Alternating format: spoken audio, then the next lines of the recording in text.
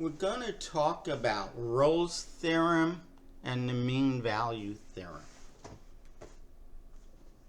Let's talk about Rolle's theorem first. It says that f of x must be continuous on the closed interval and differentiable on the open interval AB. And if it turns out that f of A equals f of B, then there's a C in AB, at least one, such that the derivative at C is 0. Now, to use Rolle's theorem, you have to verify that f of x is continuous on the closed interval AB. And you have to verify that it is differentiable on the open interval AB. And you need to verify the if part. Because if the if part isn't true, then we can conclude the then part. You have to verify all three. You cannot just go and find the derivative of the function at some value c that equals 0. And here's the reason. For example, if you have this function, everything is fine. That, of course, is A and that's B. So it does show that f of A equals f of B, and there are actually two C's. Call it C1 and C2 that shows that the derivative is 0 there. It's continuous on the closed interval from A to B. It's differentiable on the open interval. Why on the open interval? Because the derivative is a limit. And the left-hand limit and the right-hand limit must be the same. I'll agree that that's the tangent line to the curve. But that's only when A is a little bit more, X is a little bit more than A. When, in other words, I do that slope, I let this point get closer, I get that slope, I let the point get closer to f of A, that is to this point right here, which is now in green. And I keep this process going. I let the point get closer, and eventually in the limit I get that f prime of A plus exists. But that's not enough for the derivative at A to exist. You also have to remember the derivative is a limit. I also have to show A minus exists, which it doesn't. And if it did, then I'd have to show that they were equal. Okay. So the derivative at an endpoint never exists. That's why we always say open interval. Now, this graph met all the conditions. What about this function? What if I draw this function? Here's A, here's B, X and Y. F of A and F of B are equal, and the graph goes like this. Yeah, right there, there it is. F prime of C is 0. The thing is, it's not guaranteed. This one fails their criteria for Rolle's theorem. Why? Because it's not continuous on AB.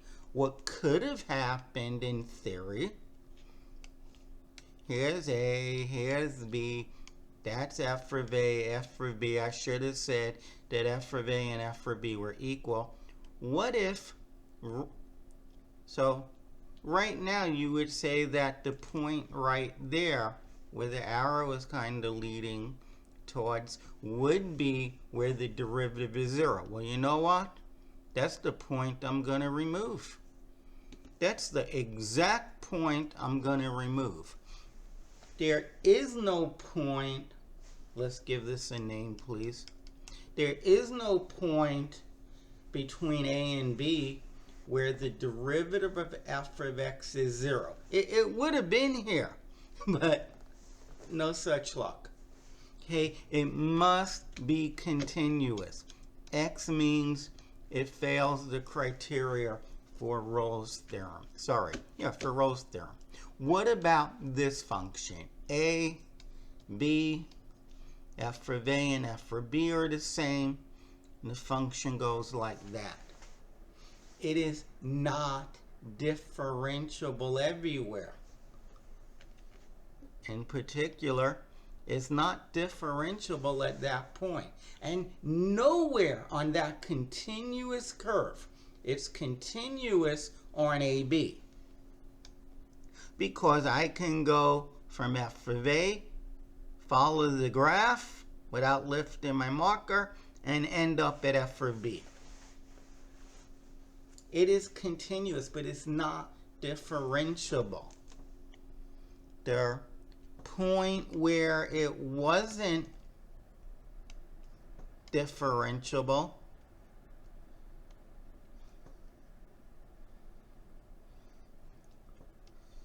could be, first of all, let's get rid of that extra point. It could be right here. It's not guaranteed that that point is there. Why? Because it could have been that that point of this where the derivative didn't exist was there. That is, as it could have been like this, and there is no C in between A and B where the derivative is 0. It's not guaranteed. Okay, so you have to verify that the graph is continuous and differentiable on the appropriate interval. Okay, so I'll write down a function, and we're going to determine the C value for Rolle's theorem if it's applied in this problem.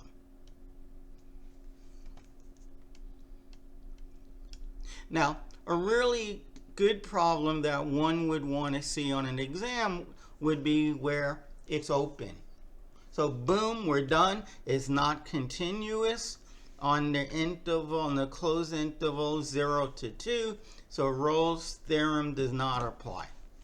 1, 2, 3, you don't have to do anything. I would know that. That way you don't have to do any work. And even if you do work, it's going to be wrong because there is no work to do. All right, so 1. F of x is a polynomial. And all polynomials are continuous on its domain. Don't say that. There's no doubt in my mind I'd mark it wrong. You have to say it.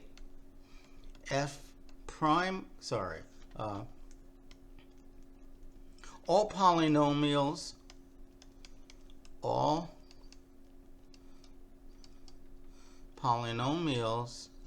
are differentiable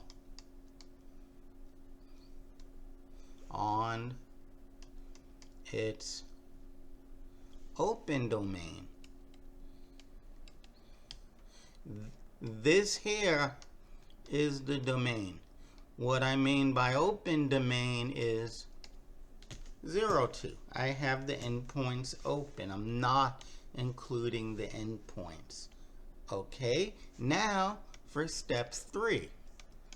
F for 0 is 0 squared minus 2 times 0, which is 0 minus 0, which is 0. Okay, and F for 2 is 2 squared minus 2 2's, which is 4 minus 4, which is 0. So F for 0 equals F for 2. Okay, what we have here is a function that satisfied the 3 conditions for Rolle's theorem to be applicable. So let's go and find it. F prime of x is equal to 2x minus 2, which is 2 times x minus 1, which equals 0 when x equals 1, which is contained in 0, 2. So let C equal that number. We found the C. F prime of that C value is 0, and the C value is in between 0 and 2. Okay, let us try this problem. F of x is equal to x squared minus 1 over x, and it's on the interval -1, 1. Well, the first thing I would note is f of x is not defined when x equals 0, because you're dividing by x and you can't divide by 0, and that's going to happen when x is 0. Since 0 is in our domain, since 0 is in there, since 0 is in -1, 1, f of x does not satisfy their conditions of Rolle's theorem.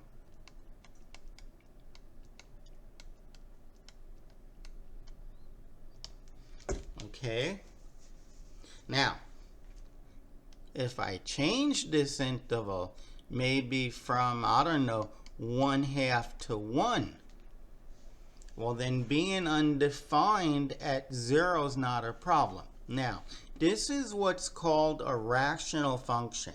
So polynomial on top and a polynomial on the bottom. That's a rational function, the division of 2 polynomials.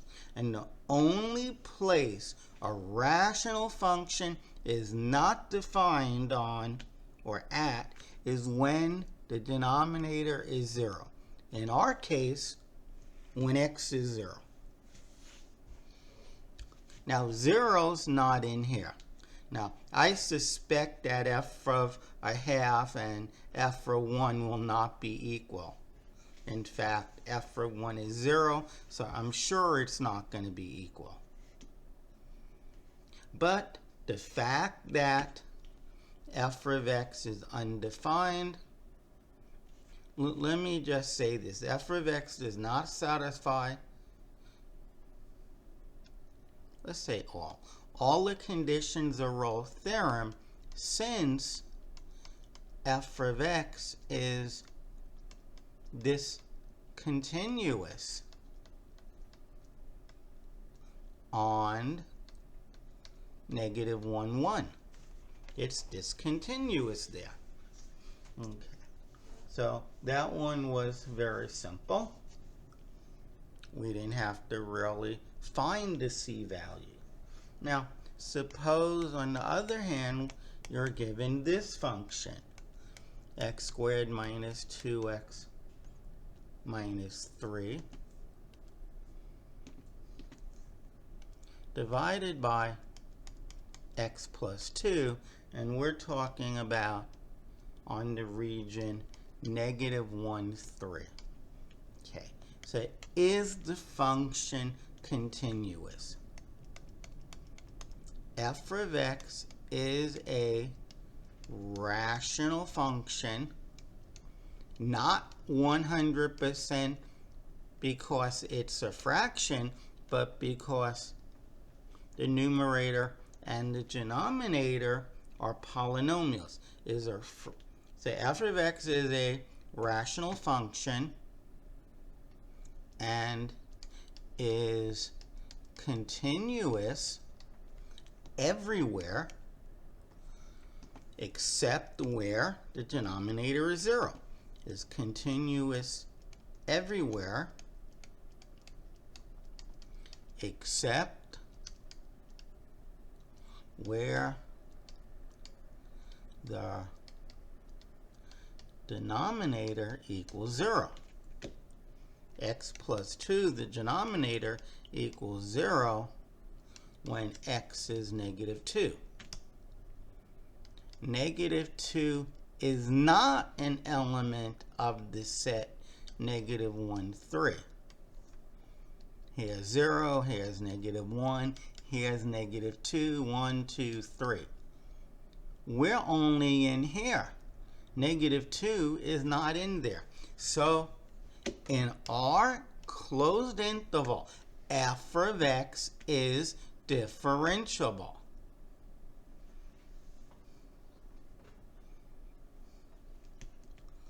Okay. So f of x is continuous on the interval -1, 3.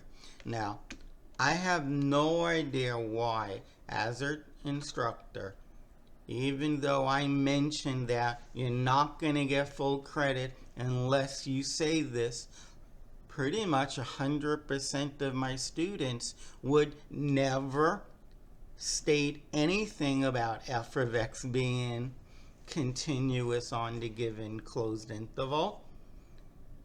And almost 100% of the students won't bother to show that f of x is differentiable on a closed interval. Now, let's just look at something for a moment. You have f of x over g of x. And they're polynomials. They're both continuous. Now, the derivative will be a polynomial, the derivative of a polynomial, which is a polynomial, times another polynomial, so that's a polynomial, minus f of x, which is a polynomial, times the derivative of g of x, which is a polynomial. Their product is a polynomial. Their difference is a polynomial. The whole numerator is a polynomial. And the denominator is just the polynomial squared. Well, g of x and g of x squared have the same zeros. If g of x is 0, well then you better believe when you square the 0, you get 0. And if g of x squared is 0, well, there's only one number you can square and get 0. So that means that g of x has to be 0. They're gonna have the same zeros, okay? So the 0 of the derivative, and I just walked through the proof of it. The derivative of the rational function is going to be undefined in the same place as the rational function was.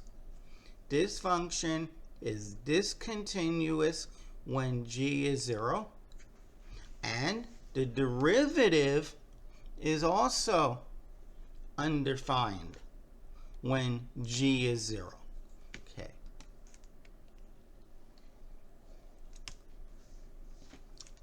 So the derivative of the, well, let's see, did we name it something? Yes. The derivative of f of x is differentiable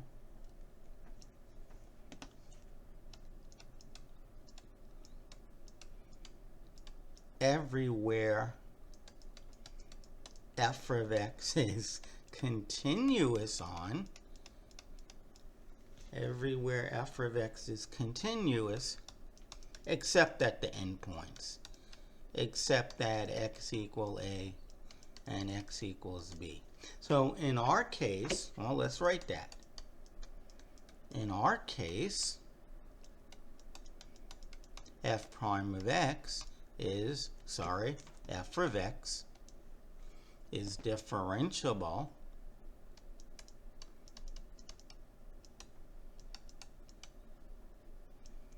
on the open interval, because it's not differentiable at the endpoints. We talked about that. And nowhere in between is it not differentiable.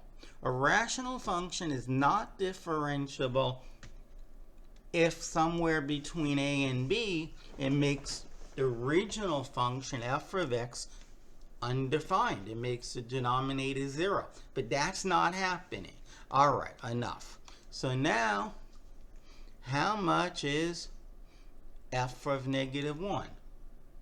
Well, to remind us, the function is x squared minus 2x minus 3 over x plus 2. So it's going to be -1 squared minus 2 times -1 plus 3 all over -1 plus 2. Well, that's 1. Including their subtraction, that's plus 2. And as I wrote over here, it's minus 3. Somehow I wrote it down wrong. Okay. So like I said, that's plus 2. And when you take away 3, you're going to get 0. And the bottom is not 0. So it's 0. F of the other endpoint, well, it's x squared minus 2 times x minus 3 over 3 plus 2. So it's 9 minus 6 minus 3. Yep, that's 0. And the denominator is not 0. So we get 0. That is, f of the endpoints are equal. Okay. So now, and only now, since we satisfied or verified these 3 conditions of necessary to apply Rolle's theorem, now we go to find the c. And remember, this here is that's the function f of x. So f prime of x, it's a fraction, we use the fraction rule. It's the derivative of the top times the denominator minus just the top times the derivative of the denominator, which is 1, all over their denominator squared. Okay. We need to find out when this equals 0, so we really do have to clean up the top. 2x times x is 2x squared plus 4x minus 2x and then minus 4. Oh, and we just multiply them by 1. So we have to take away x squared and take away negative 2x and take away negative 3. And let us see what this gives us. Well, 2x squared minus x squared, that's x squared. So that's done. 4x minus negative 2x, that's our 6x. let me try that a little bit differently. This here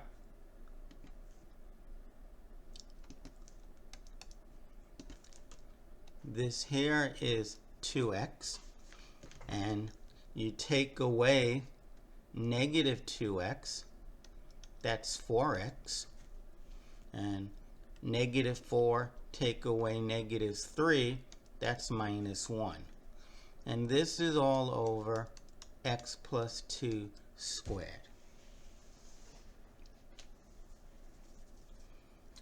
Now, let us try to use the quadratic formula. So I want to make sure I didn't make an error anywhere.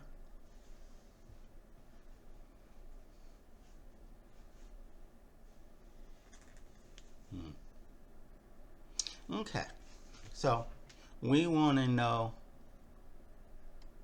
when that equals 0. When it equals 0. Okay, well, a fraction is 0 when the top is 0 and the denominator is not. So let us find out when this equals 0, and in case we get negative 2, we reject that answer. We won't, but in case we do, we will reject it because it won't be 0.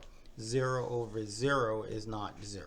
Okay, so A is 1, B is 4, C is negative 1. So x is equal to negative b plus or minus the square root of b squared minus 4 times A times C, all over 2 times 1. Well, this is negative 4 plus or minus the square root of 16 plus 4 over 2. This is equal to negative 4 plus or minus the square root of 20 over 2. But the square root of 20 is the square root of 4 times the square root of 5 over 2. And I know the square root of 4. So it's negative 4 plus or minus 2 radical 5 over 2. Dividing by 2, you get negative 2 plus or minus the square root of 5. Now, the interval that we were dealing with was negative 1 to 3. So let's just talk for a moment about this.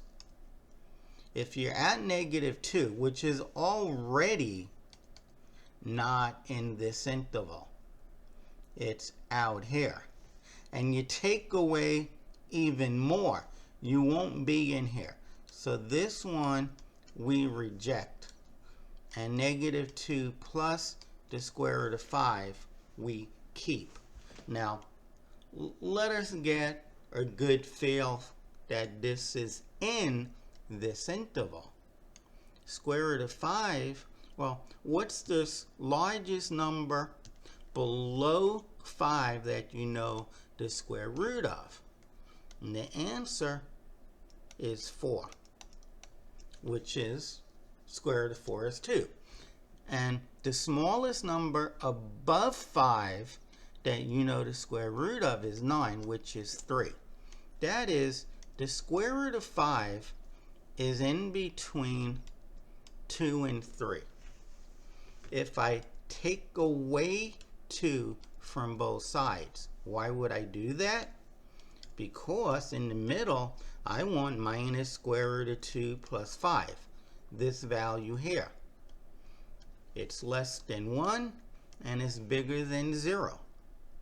Well, here's the beautiful part. We're in between negative 1 and 3, and this number, whatever it is, it's in between 0 and 1. So yeah. Let C equal negative 2 plus radical 5. That is f of negative 2 plus square root of 5. F prime of that is 0. I found the C value in the interval from -1 to 3, where the derivative of that C value was 0. And it wasn't that hard to figure out. It was between 0 and 1. No need to run and get a calculator. Okay. Now, let's talk about the mean value theorem. The mean value theorem, actually, let me go to another page. The mean value theorem is just rotating Rolle's theorem. Rolle's theorem says that f of A and f of B must, oops, I didn't mean to draw that. They must be the same height. They must be the same height. And then somewhere, if it's differentiable and continuous, there will be a slope, a tangent line where the slope is 0. In other words, it'll be the same slope that joins f of A and f of B. Well, what if f of A and f of B, or g of A and g of B, what if f of A and f of B were not equal? Imagine I took this picture and I rotated it. Okay, so f of A is now here, and f of B is now here, and the curve goes like this. Well, we should get the same result. The slope of the line that connects those 2 points, it has some value. It's not 0 like this line was, the slope of that line, but nonetheless, somewhere in between A and B, looks like maybe right here, there's a C value, maybe here. There's a C value such that the derivative at C, well, actually, it looks like this point right here. So C should be right here. The derivative of C is that slope. That is, if the function is differentiable on the open interval AB and continuous on the closed interval AB, drop f of A equal f of B. There must exist a C such that the derivative at C is the slope of this line. But the slope of that line is f of B minus f of A over B minus A. I mean, if you don't believe it, let's draw the right triangle.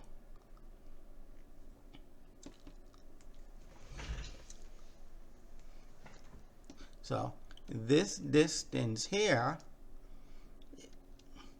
well, that's B minus A. And this height up here, that's f for B. And this height over here, that's f for A. But that's the same as this height.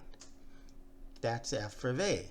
So the change in y is just the top height minus the lower height. It's f for B minus f for A. Whenever you have a vertical number line and you want to know, well, how far is it between 3 and 9, 9 and 3, you do the higher value minus the lower value, even if they're negative. If you have -3 and -7, you do this minus that and you get 4. The distance here is 4. There's a larger number minus the smaller number. That distance is 6. Okay, so the slope of this line is the slope of this yellow line, this line right here, it's the change in y over the change in x. That's that slope, and I'm saying that somewhere between A and B, there's going to be a tangent line that is equal to this. That is what the mean value theorem says. To say it more clearly, let f of x be continuous on the closed interval AB and differentiable on the open interval AB. Then there exists a c in the open interval such that f prime of c is equal to that secant line. So let us do a handful of problems.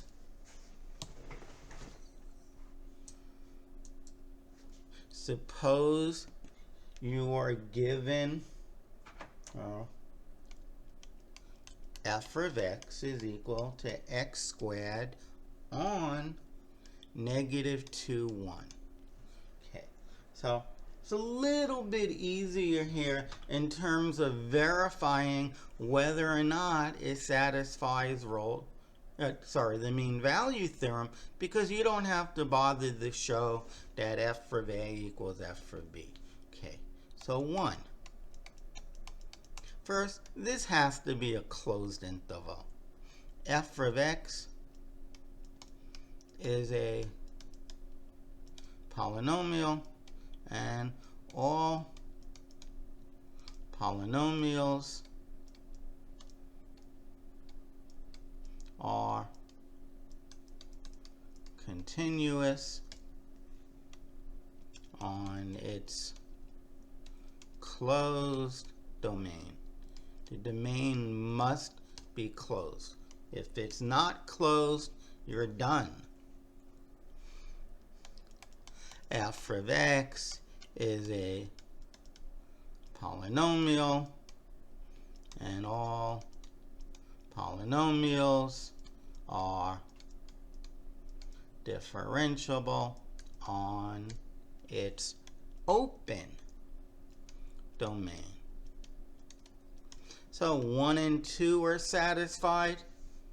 We could do this problem. Now, I just want to comment on one thing.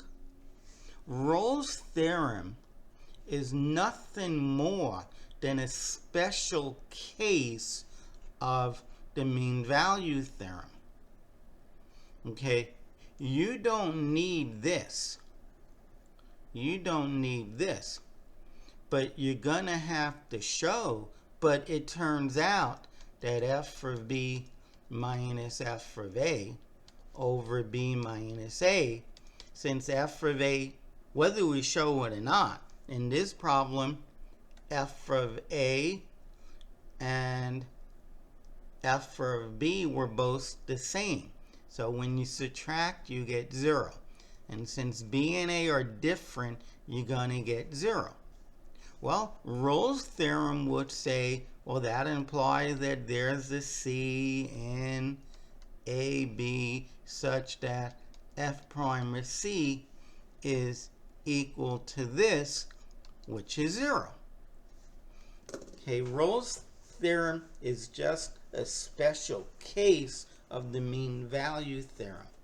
Now, in terms of proving it, it's easier to prove Rolle's theorem and then use Rolle's theorem to prove the mean value theorem.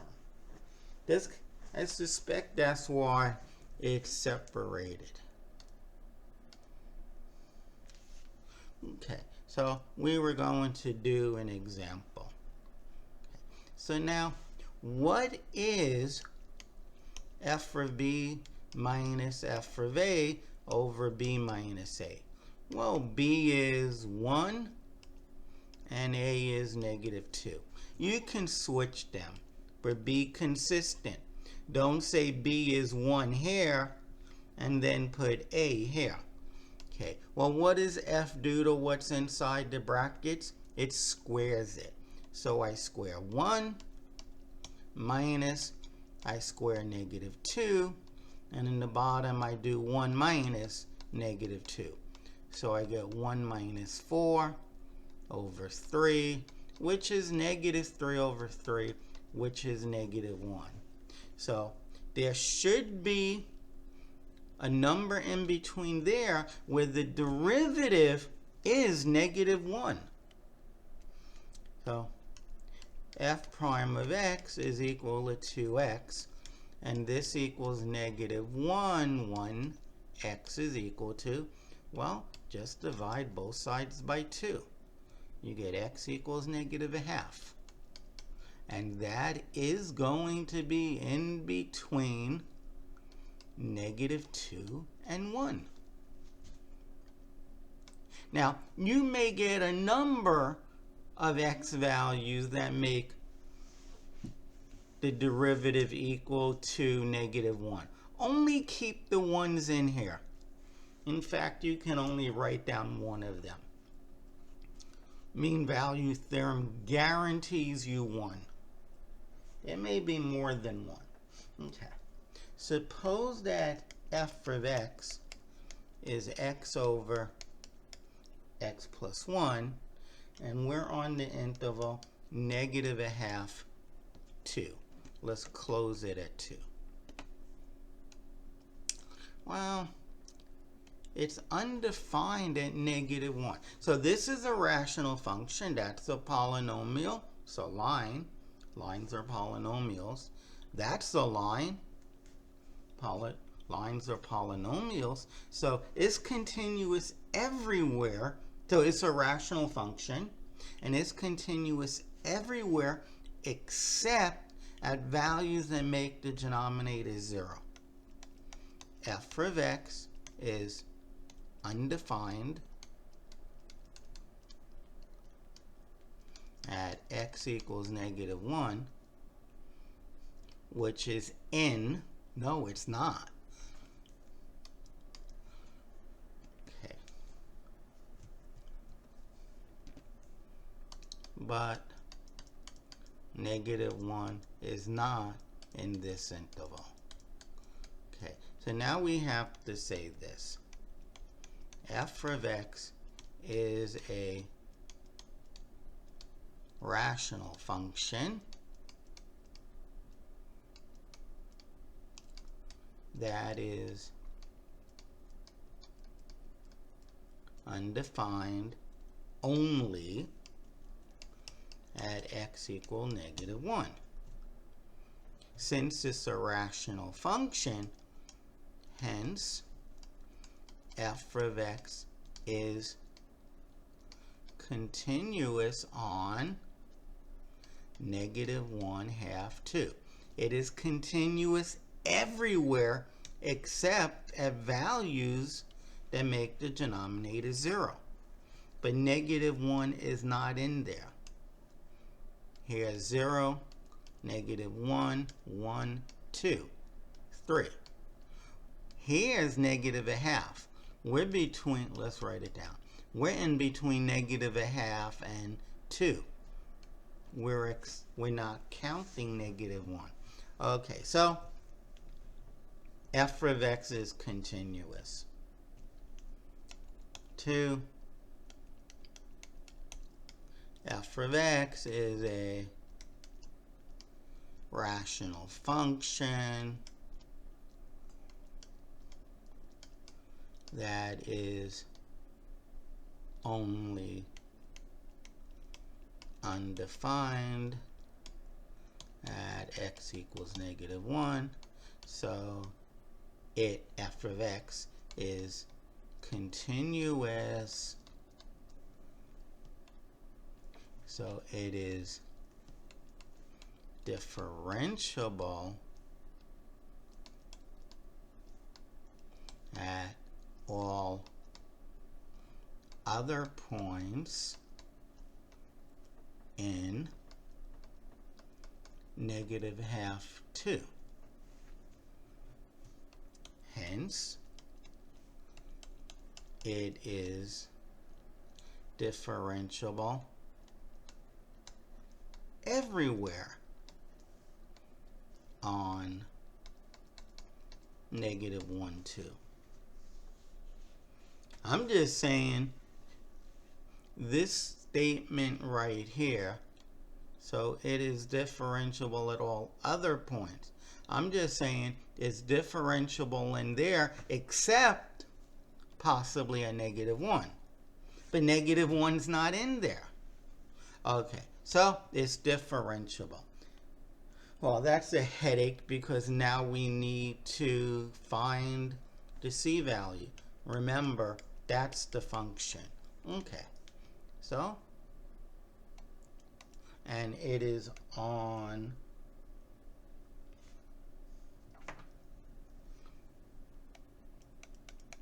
-2. So f of 2, well, that's 2 over 2 plus 1, which is 2/3.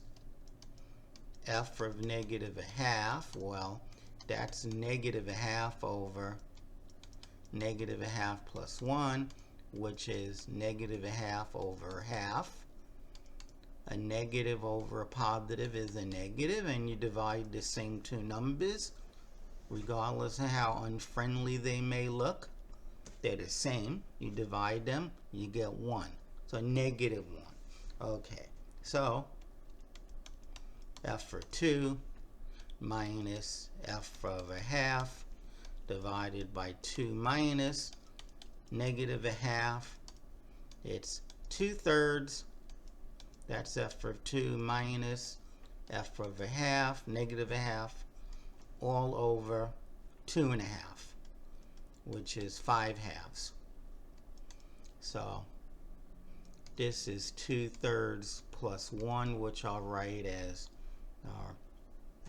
3/3 over 5/2. This is 5/3 over 5/2.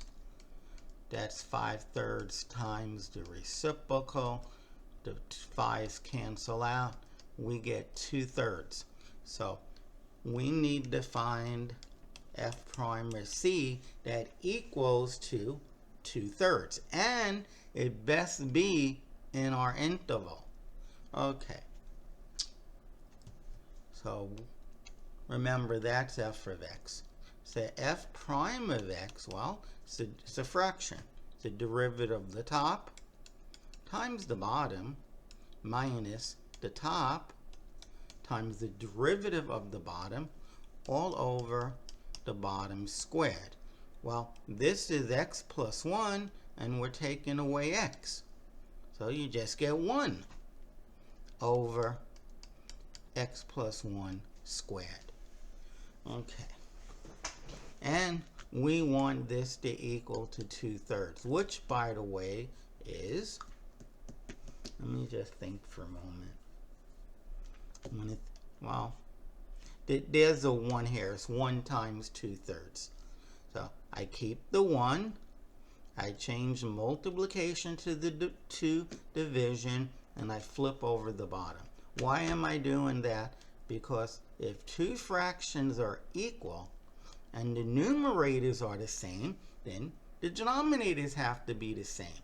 Whether it's 1 or not, you can't divide 1 by different numbers and get the same answer. If on Monday you have a pizza pie, and we'll hold off for a moment, and on Tuesday you have a pizza pie, and on Monday you share it between 5 people, and on Tuesday you share it between 6 people, they don't each get the same piece, the same size. 1/5 doesn't equal 1/6. Okay, so however you did it, x plus 1 squared must equal to 3/2. X plus 1 squared must equal to 3/2. Well, what must this be? What do you square to get 3/2? Well, there's only 2 values. If you square this, you get 3/2. Okay? So x, bringing the 1 to the other side, is -1 plus or minus the square root of 3/2. Now, we need to be in -1, 2, right? -1, 2.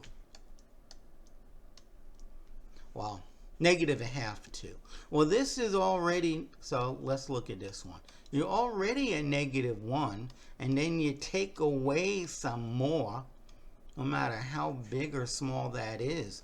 Negative 1 minus that number will be less than negative 1, so you reject it, and negative 1 plus the square root of 3 over 2. Okay, well, let us look at that. The square root of 3 over 2. This is a little bit more than 1. The largest number below less than 3 over 2 that I know the square root of is 1. And the square root of 1 is 1. And the smallest number above a little bit more than 1, above 1.5, that I know the square root of is 4. That is, I know that the square root of 3/2 is in between 1 and 2. And I have this piece. I want to now take away 1 from all sides. So the middle will be negative 1 plus the square root of 3/2. 0, 1. Okay, now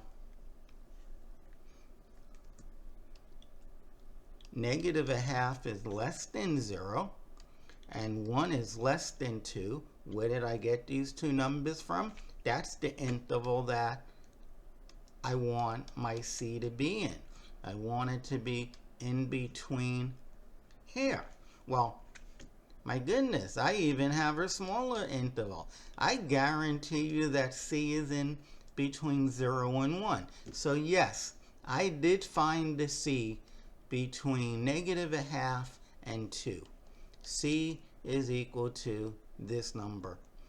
I'll just say the positive part first. The square root of 3/2 minus 1. F prime of that number is, was it 3/2?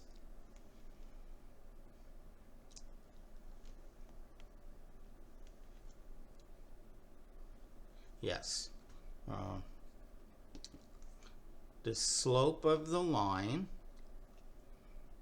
equaled this, which equaled that, which equaled that, which equaled this, which equal to 2/3. This is why you put equal signs. Okay, so now I know that this is equal to 2/3, and I want to find a special C in my interval, negative 1, 2, such that F prime of C equals that number. That is why I bothered to find out what F prime of X was. I bothered to find out, oops, let me stop here. I bothered to find out what F prime of X was. It is what's in this box here. And then I set it equal to my 2/3. And then I solved for X. And I only kept the one that was in the interval. Okay. Now, how about this last one? Suppose that f of x is x to the 2/3 and the interval is 0, 1.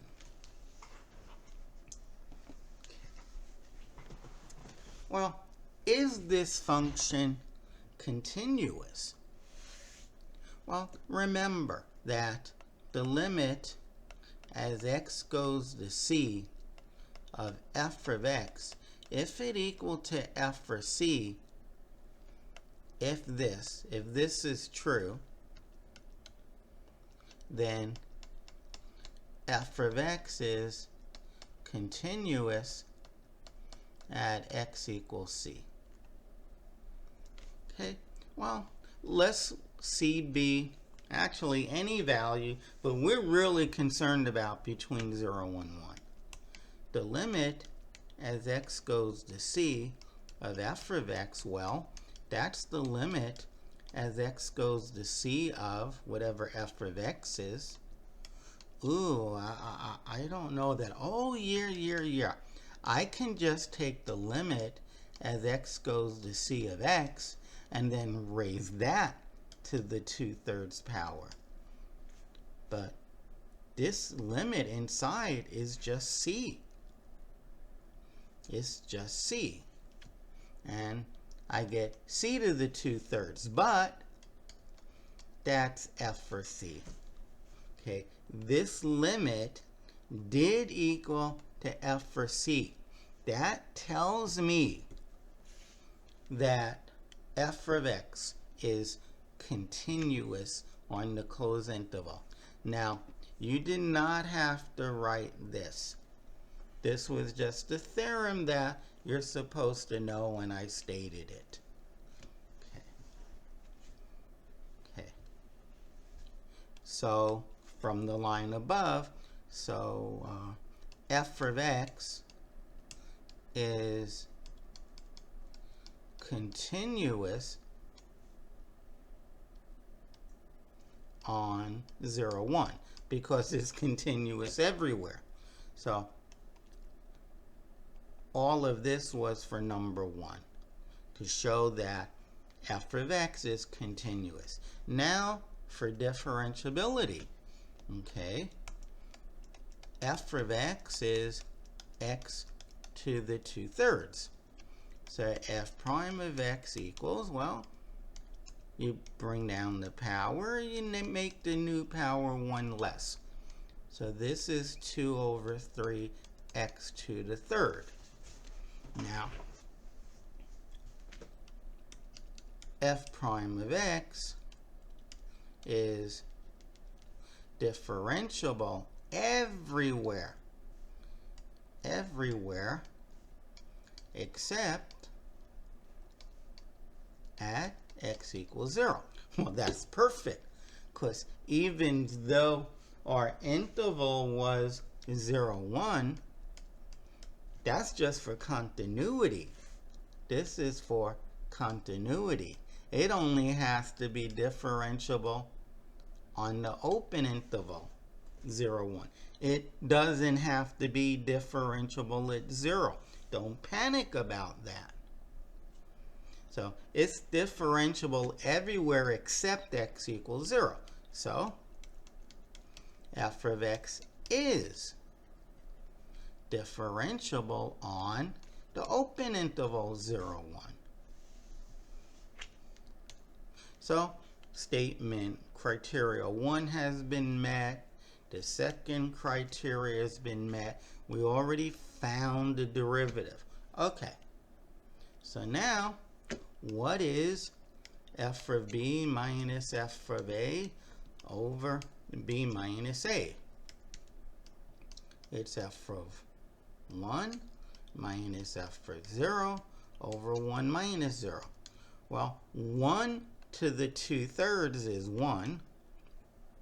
0 to the 2/3 is 0 over the same thing. Now, I'm not suggesting you don't know what 1 minus 0 is. Make believe it was more complicated.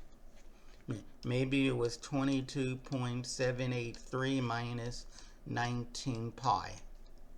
Okay, divided by 22.783 minus 19 pi.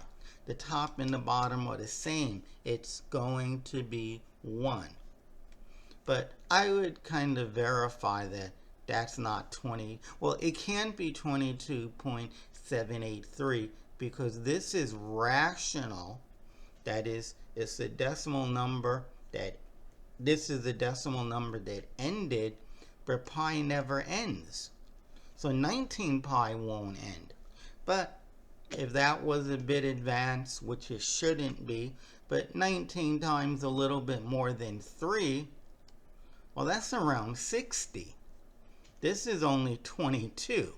So yeah, it's going to be 1, and more importantly, that's 1. So now we need to find a value between 0 and 1 that makes the derivative 1. Here is the derivative right here. f prime of x equals. So we want 2 over 3 x to the 1/3 to equal to 1. Taking reciprocals, 3x to the 1/3 over 2 equals 1. That's going to have to, so that's the same as 3 over 2 times x to the 1/3 equals to 1. I don't care what that looks like. It better be 2/3. Because what do you multiply 3/2 by to get 1? The reciprocal. X to the 3rd must be 2/3. And now I am done.